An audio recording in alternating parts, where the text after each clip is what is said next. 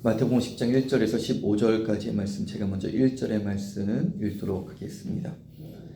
예수께서 그의 12제자를 부르사 더러운 귀신을 쫓아내며 모든 병과 모든 약한 것을 고치는 능력을 주시니라.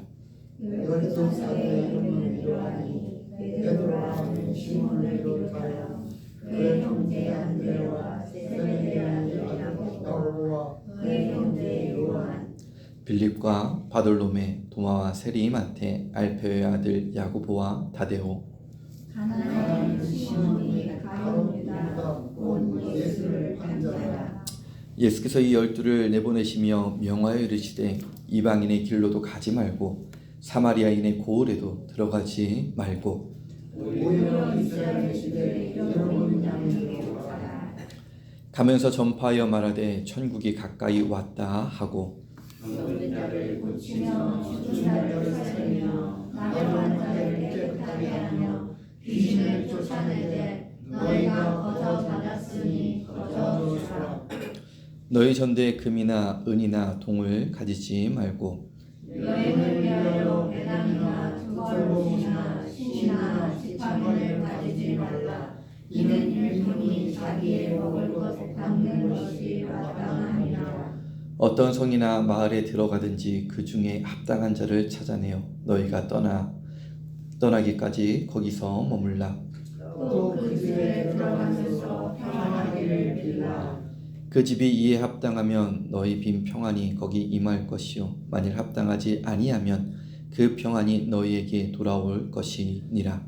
누구든지 너희를 영접하지도 아니하고 너희 말을 듣지도 아니하거든 그 집이나 성에서 나가 너희 앞에 먼지를 떨어버리라. 15절 함께 읽겠습니다. 내가 진실로 너희에게 이르노니 심판날에 소돔과 고모라 땅이 그 성보다 견디기 쉬우리라. 아멘.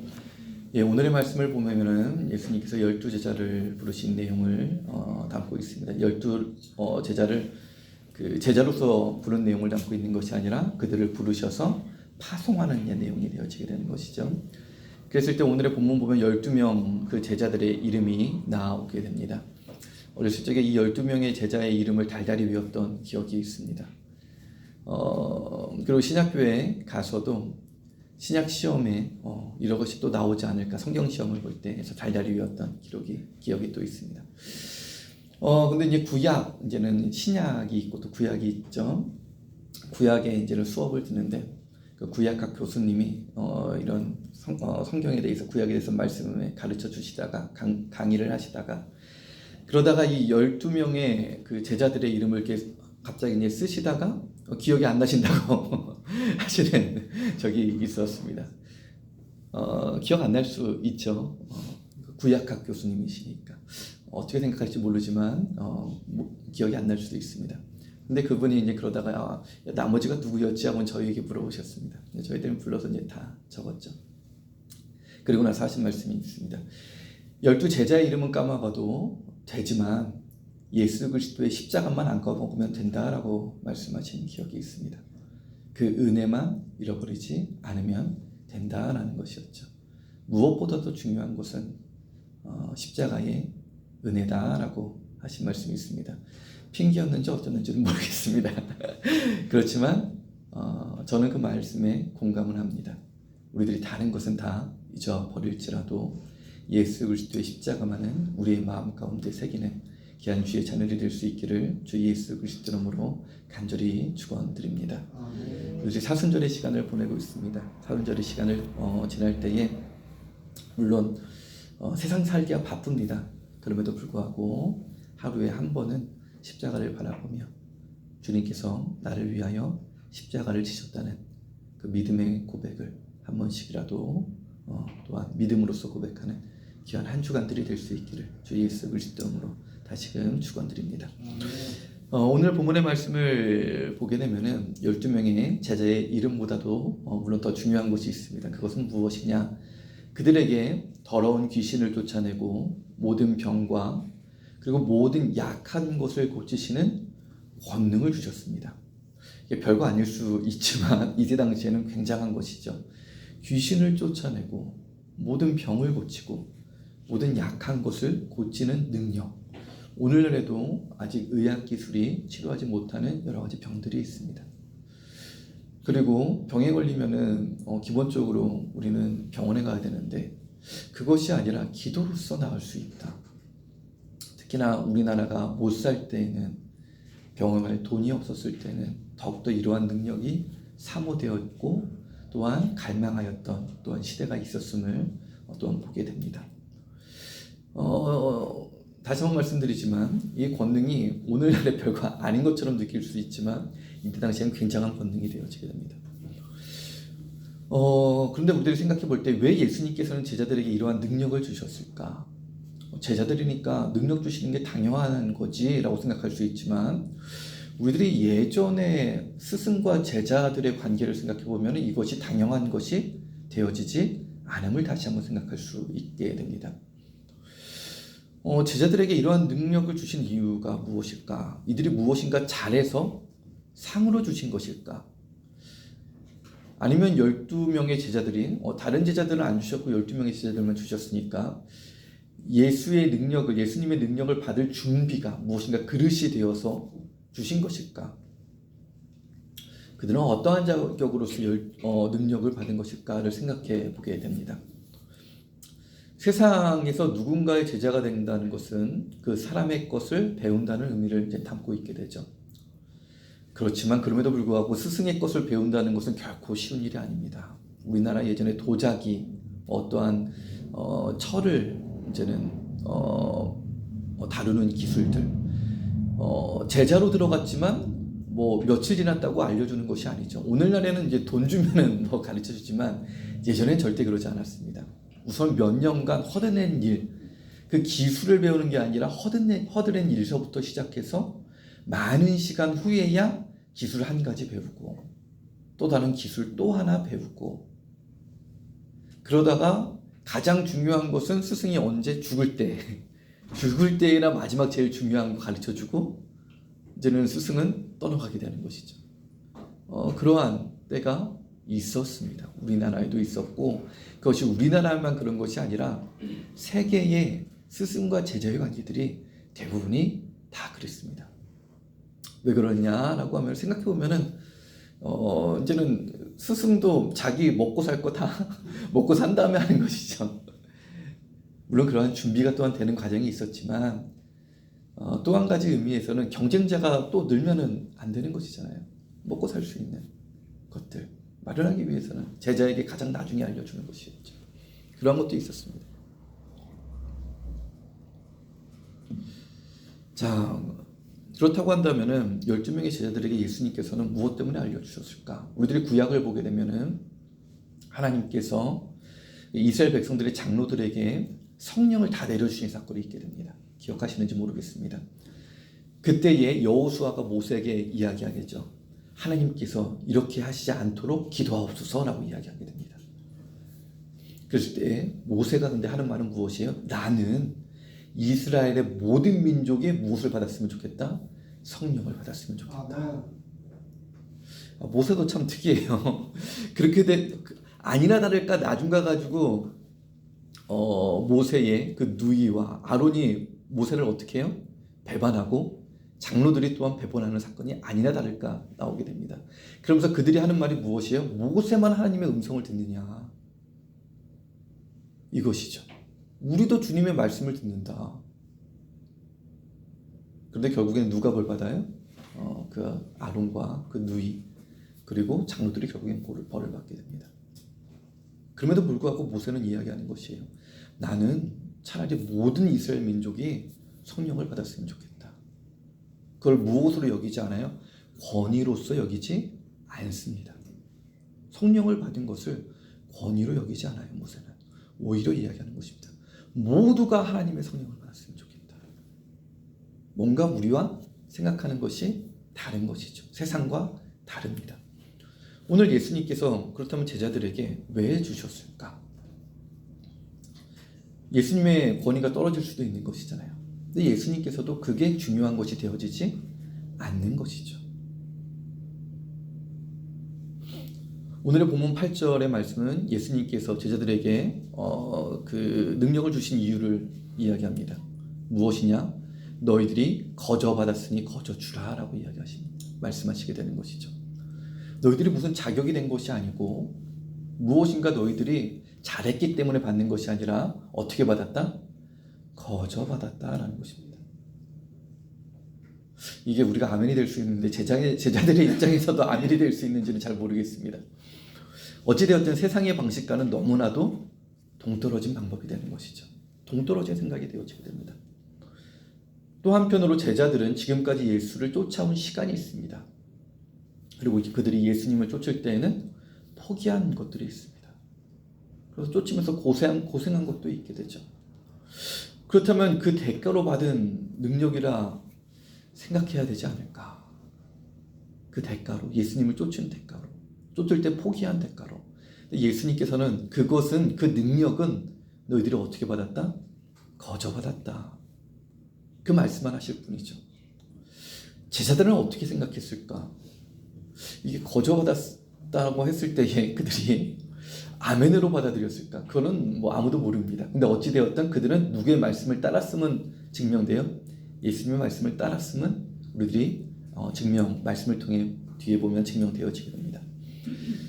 제자들은 어떻게 생각했는지 모르겠고, 그럼 우리가 만약에 제자들의 입장이었으면 어떻게 생각하였을까?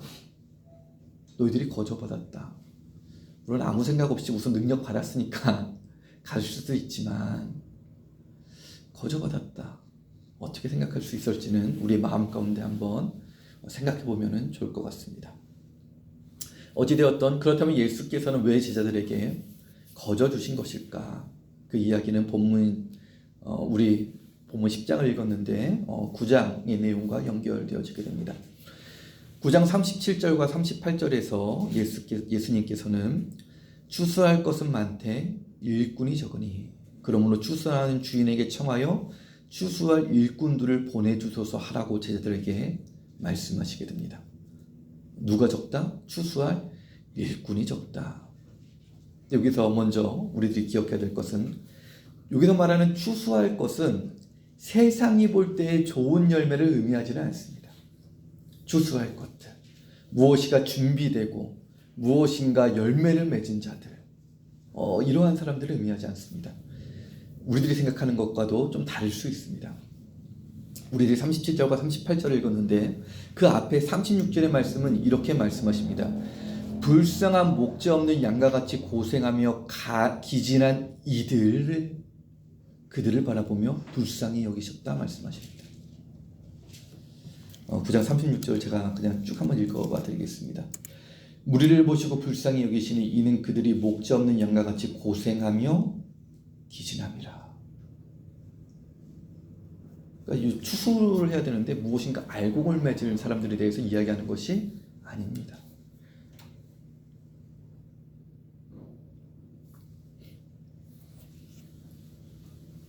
여기서 말하는 추수할 것은 불쌍한 자들, 목자 없는 양과 같은 자들, 고생하며 기진한 자들, 이들이 누구이다?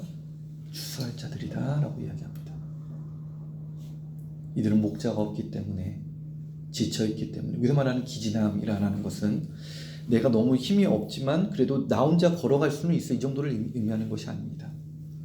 목자가 없어서 방향을 잡지 못하고 기진하여서 이제는 일어날 힘이 없는 자들을 이야기합니다. 스스로 일어날 힘이 없습니다. 그러한 자들을 추수할 일꾼이 필요하다라고 말씀하십니다. 그럼 그들을 무엇으로 추수할 것인가?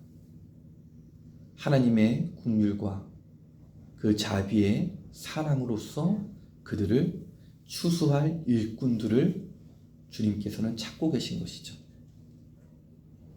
하나님의 은혜와 하나님의 사랑, 그것이 어떠한 자신만의 비법이 되어서 무엇인가 그것을 받고 전해주는 자가 아니라 거저 내가 하나님의 은혜를 받았음을 깨닫고 그것을 내가 거저 받은 것이구나, 그 은혜와 기쁨 가운데에 그것을 거저 전해줄 사람, 그 사람을 찾게 되는 것입니다. 보내달라라고 하시는 것입니다. 예수님께서 제자들에게 능력을 주신 이유는 다른 이유가 없습니다. 추수할 일꾼들이 필요했기 때문입니다. 추수할 일꾼들이 필요했습니다. 하나님의 사랑을 전해야죠. 그래야 이 불쌍한 자들, 기진한 자들을 일으켜서 누구에게로? 하나님께로 인도할 자들이 필요한 것이죠. 그렇기 때문에 거저 주셨고, 그렇기 때문에 너희들은 거저 주라라고 말씀하시는 것입니다. 우리는 지난주에 9장의 내용을 통해 세 부대가 되어야 함을 또한 나누었습니다. 우리가 세 부대가 되었다라는 것은, 된다라는 것은, 그것의 핵심은 우리가 도덕적으로 깨끗하고 완전한 자가 되는 것을 의미하지는 않습니다. 그것은 어떻게 보면 하나님이란 존재에 대한 이해와 더 밀접하게 관련이 있습니다. 다른 말로 하면은 하나님을 얼마나 더 온전히 알고 그것을 품고 그것을 또한 따라가겠느냐라는 것입니다. 우리가 선지자 요나를 보게 되면은, 요나는 어떻게 보면은 선지자로서 그의 삶이 어땠는지는 모르지만 어쨌든 선지자로서 깨끗하게 살았을 것이라 생각되어지게 됩니다. 근데 그럼에도 불구하고 그는 그리고 또한 하나님을 알았죠. 하나님은 긍휼과 자비가 너무나도 넘치시는 분이십니다. 그런데 니느웨로 가서 선포해라 라고 했을 때 그는 어디로 가느냐? 다시스로 가게 되는 것이죠. 왜 그러느냐? 그의 말에 동일하게 나와 있습니다. 나중 가서 니느웨 사람들이 그 심판의 내용을 듣고 회개하니까 이 요나가 마음에 분이 나서 이야기하는 것이, 내가 이럴 줄 알았다는 것이죠. 내가 이럴 줄 알았습니다. 이들이 회개하면 주님께서 용서해 주실 것을 내가 알고 있었습니다. 마음에 분이 나서 이야기합니다. 나의 원수된 자가, 나는 고생하여서 그래서 주님 믿겠다고 그냥 고생하면서 삶을 살아왔는데, 돈 많은 어떠한 사람이 나를 괴롭히다가 그 사람이 예수님 믿고 천국 갔다. 이 속이 뒤집어지는 것이죠. 속이 뒤집어지는 것이. 그걸 용서해 주십니까? 그 사람이 나한테 한 거 생각하지 않습니까? 어떻게 그걸 용서해 주십니까? 나의 그 눈물의 기도를 주님 듣지 않으셨습니까? 보지 못하셨습니까? 거기에 대해서 예수님께서 하나님께서 말씀하시는 것이죠. 야, 저 큰 니느웨 성을 봐라. 길 잃은 목자, 갈 바를 알지 못하는 저 많은 자들이 있는데 내가 저들을 사랑하는 것이 옳지 않겠느냐. 요나는 이렇게 말하죠. 절대로 옳지 않습니다. 오라도 절대 누가 옳습니다? 내가 옳습니다. 이것이 요나가 되는 것입니다.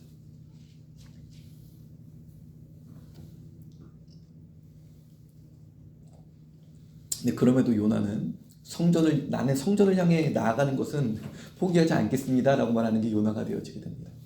그럼에도 불구하고 내가 주님을 바라보는 것은 포기하지 않겠습니다. 이것이 요나가 되어지게 됩니다. 어찌되었던 세 부대가 된다는 것은 무엇인가? 그때 요나는 세 부대가 되지를 못한 것이죠. 하나님께서 하나님의 사랑으로 더욱더 그 요나의 그 부대를 새롭게 하시기를 원하셨는데 요나는 세 부대가 되지는 못했습니다. 오라도 절대 누가 오라요? 내가 옳습니다. 이것이 요나였습니다. 자, 우리가 알고 있는 하나님은 그렇다면 어떠한 분이신가? 하늘의 보좌에 앉아서 죽은 후에 오는 자들을 재판하고 계신 분이신가? 그냥 그것만 하고 계신 분이신가? 옳게 살았는지 그르게 살았는지 하나님의 기준에서. 성경은 그렇지 않다고 우리에게 선포하고 있는 것이죠. 하나님은 우리의 아픔을 아시고 우리의 필요를 또한 아시는 분이십니다. 그렇게 성경이 우리에게 선포합니다. 우리가 심판받길 원하시는 분이 아니며 평안을 주기 원하시는 분이 하나님이시다라고 우리에게 선포합니다. 우리에게 좋은 것을 주시기 원하시는 분이시다라고 또한 예수 그리스도의 말씀을 통해 우리에게 전하여 주게 되는 것이죠. 너희들이 기도해라, 간구해라. 그러면 하늘에 계신 하나님 아버지께서 너에게 좋은 것으로 주시지 않겠느냐. 또한 하나님은 주를 떠난 우리를 용서하길 원하시는 분이시고 우리를 불쌍히 여기시고 고치시고 회복시키길 원하시는 분이 하나님이십니다. 이 하나님을 믿지 않는다면 우리의 포도주 부대는 바리새인들과 같이 터져버리고 말 것입니다. 담지 못하고 터져버릴 것입니다. 그리하여서 예수님께서 중풍병자에게 그 앞에 9장에 나온 말씀입니다. 중풍병자에게 너가 죄사함을 받았다. 중풍병자는 어떠한 자였을까? 아마도 그의 친구들의 믿음을 보면 하나님을 향한 믿음이 그 또한 강했을 것이라 생각합니다. 믿음이 있었다는 자.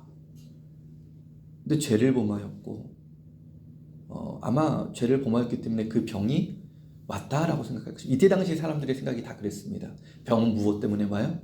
죄로 인하여서 하나님께 심판을 받았기 때문에 오는 것입니다. 그러면서 노력했겠죠. 여러 가지로. 그 죄를 사함받기 위해서 속죄제를 드리고 번제를 드리고 주님 용서하여 주옵소서. 제가 저희 삶 가운데에 티끌 같은 죄라도 주님 앞에 내려놓습니다. 용서하여 주옵소서. 근데 중풍병이 사함을 받지를 못하는 것이에요. 예수님께 나아갑니다. 그가 하나님을 향한 그 믿음이 있는 자였다면 아마 염치가 없었겠죠. 내가 어떻게 주님 앞에 나아갈 수 있을까? 어찌됐든 친구들은 믿음으로 무엇해요? 지붕을 뜯어내고 내리게 됩니다. 그래서 예수님께서 하신 첫 번째 말씀이 너가 병고침을 받았다가 하니까 무엇이에요? 너의 죄사함을 받았다. 너의 죄사함을 받았다. 그랬을 때 그의 마음이 어찌하였을까? 그 믿음이 있던 자의 마음이, 하나님을 향한 믿음이 있던 자의 마음이, 무엇보다도 그가 병고침을, 제가 생각하기에는 이건 저의 해석이지만 병고침을 받았다라는 것보다도 그 죄사함을 받았다라는 것이 그에게 큰 위로가 되지 않았을까 생각합니다. 주님을 향한 마음이 크면 큰 자일수록 아마 그렇지 않을까 생각합니다. 병이 들 수도 있습니다. 근데 내 주님을 향한 그 죄만은 너무나도 내가 믿음이 있을 때 염치가 없는 것이죠. 근데 주님께서 말씀해 주시는 것이죠. 예수님께서 너의 죄를 사함을 받았다. 그런데 바리새인들은 이것이 받아들여지지가 않는 것입니다. 야, 하나님께서 우리의 죄를 사하시길 원하시는구나. 그게 받아들여지지 않는 것이에요. 죄사함은 누구에만 있다? 하나님께만 있다. 바리새인들은 지금, 그러니까 서기관과 사두개인들은 우리는 하나님 앞에 떳떳한 자들이죠. 그렇기 때문에 우리가 지금 이것을 누린다 생각하는 자들입니다.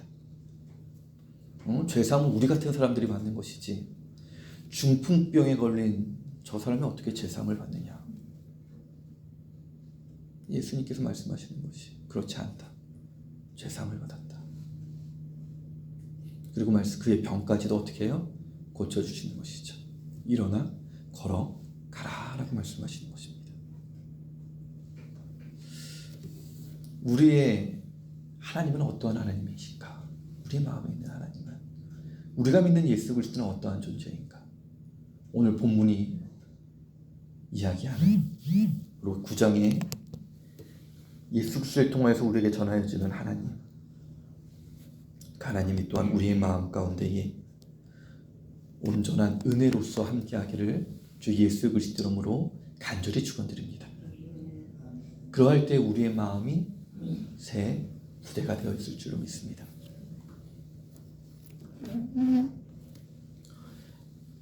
그럼에도 불구하고 오늘 본문 또한 우리의 삶의 방식과 이해를 때로는 파괴하려고 하는 부분들이 있어지게 됩니다. 세상의 이해에서는 어떻게 제자들이 그 놀라운 능력을 받았는지가 아마 제일 중요할 것입니다. 말씀이 믿어지지 않는다면 중요하지 않겠지만 이것이 사실로 여겨진다면 실로 아주 그러할 것이라 생각합니다. 어떻게 얻었지? 세상의 가치에서 중요한 것은 능력의 유무입니다. 능력을 가지고 있느냐, 가지고 있지 않느냐. 그러나 본문의 말씀은 우리의 기대를 저버리고 능력을 받는 방법에 관하여서는 이야기하지 않습니다. 오히려 능력을 받은 이유는 너무나도 명백하게 말씀하시죠. 너희가 거저받았다. 그러니 거저 주어라 라는 것입니다. 먼저 그러나 그 거저받았단 말에는 그럼에도 불구하고 이 짧은 말 너희가 거저받았다. 근데 다르게 생각하면 이 세상을 향한 하나님의 사랑이 넘쳐남을 느껴질 수 있습니다. 너희들이 자격 없지만 그럼에도 하나님께서는 어떻게 주시는 분이다?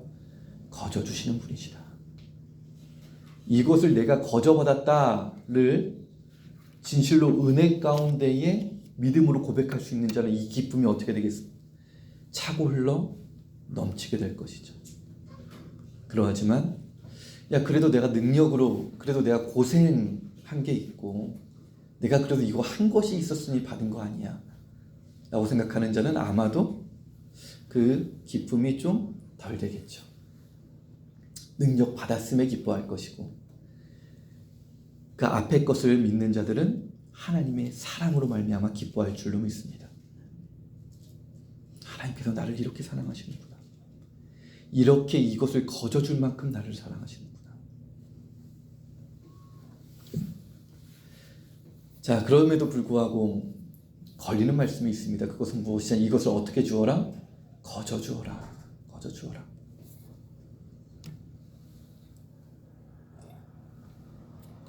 이 말씀까지 우리들이 온전히 받을 수 있어야 아마 우리가 온전한 새 부대가 될 줄로 믿습니다.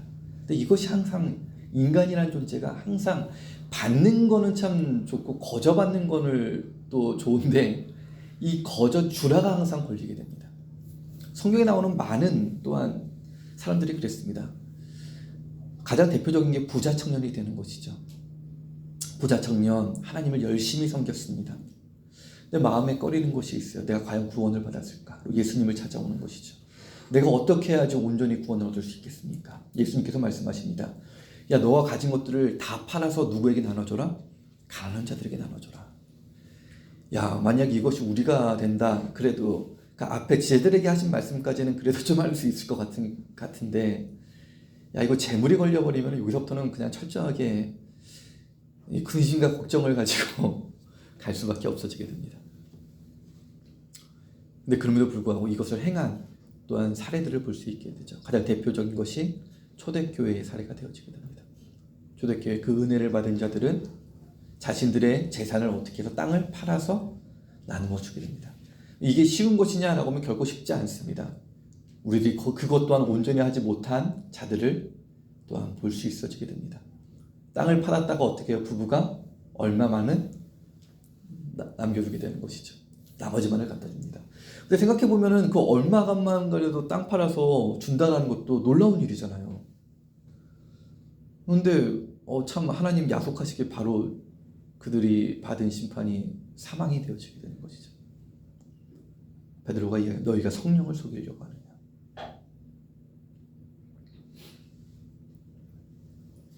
그런 것들을 볼 때 더 마음이 무거워지죠. 야, 이거 재물 이거 어떻게 해야 되는 것이야. 그런데 우리가 또한 성경을 쭉 보게 되면은 부자로서 살아간 사람들로 따지고 보면 많이 있습니다. 아브라함이 가장 대표적입니다. 아브라함은 그 삶이 부유했죠. 아마 다윗도 굉장히 부유하지 않았을까 생각되어지게 됩니다.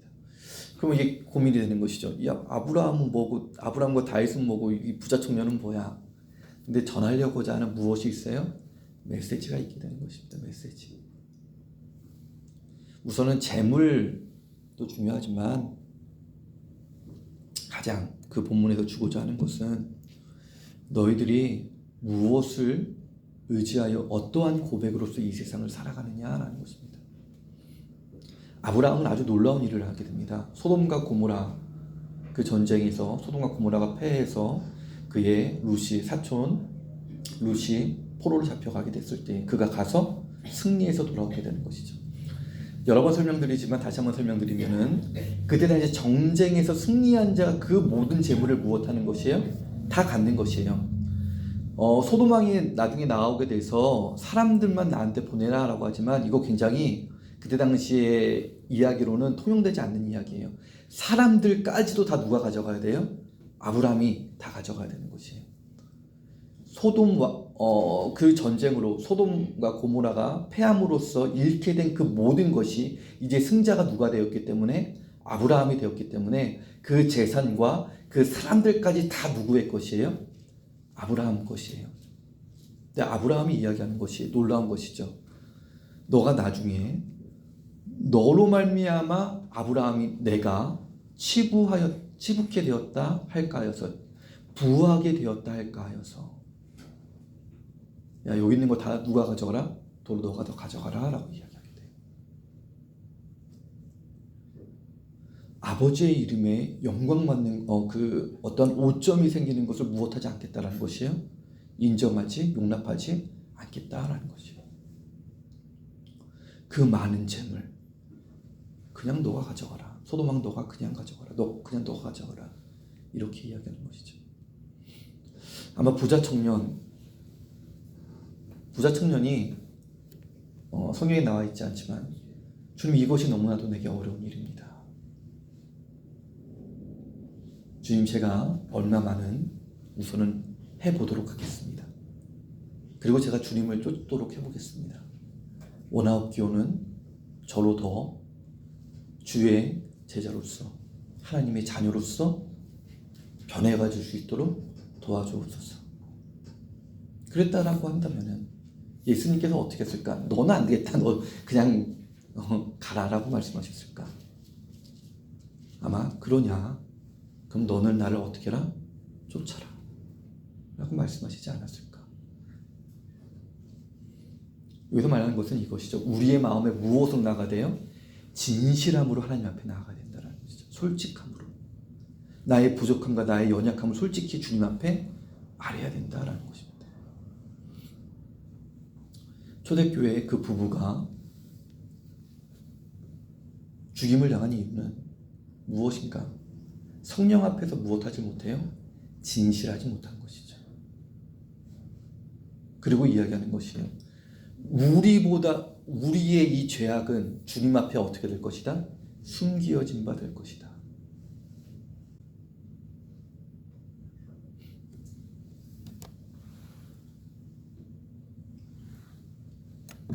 그것이 아니라 주님은 영광받게 합당한 분이시지만 저의 부족함이 있습니다.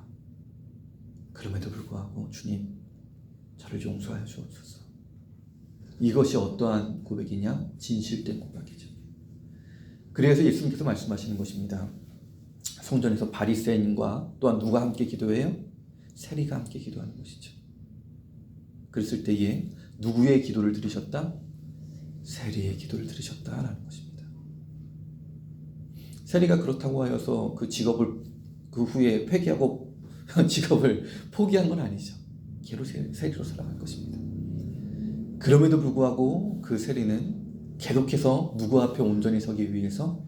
하나님 앞에 온전히 서기 위해서 간구할 것이고 그의 삶이 갑작스럽게 완전히 바뀌지는 못할지라도 조금씩 하나님의 자녀로서 온전해질 줄로 믿습니다. 무엇으로? 주님께서 그 세리를 가만히 두시지 않으실 것이기 때문입니다. 우리가 변화되는 것은 내가 잘나서 변화되는 것이 아닙니다.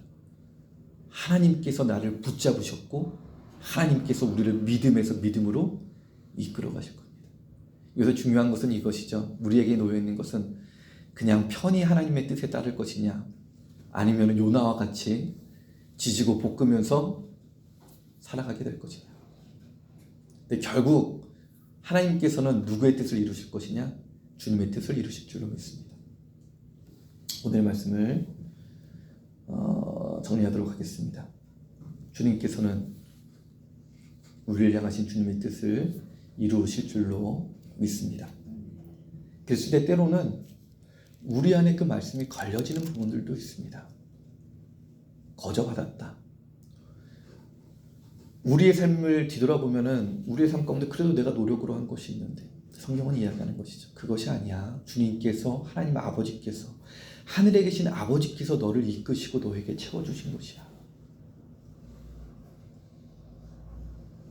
이것이 우선 넘어가면은 우린 조금 더 누구의 자녀로서? 아버지의 자녀로서 변화되어진 것이고, 더 나아가서 너가 거저받았으니 거저주어라.